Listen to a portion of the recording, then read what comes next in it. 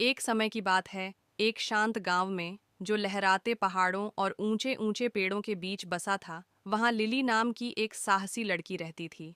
वह सिर्फ 8 साल की थी, उसकी आंखें नीले आसमान की तरह चमकती थीं और उसके बाल गर्मी की धूप की तरह सुनहरे थे।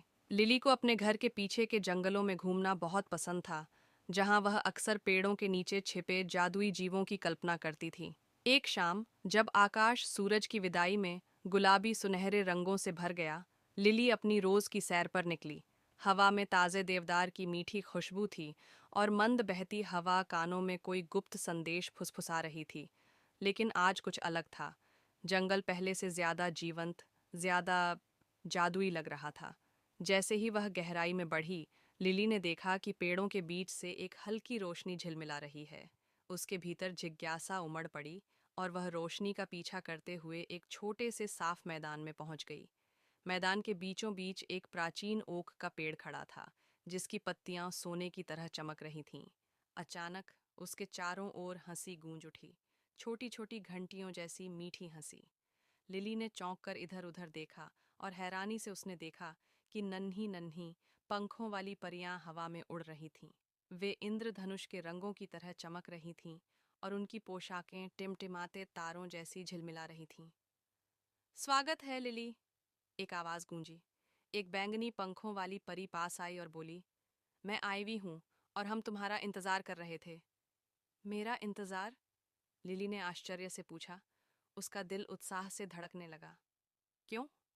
आईवी ने समझाया। जादुई जंगल को तुम्हारी मदद की जरूरत है।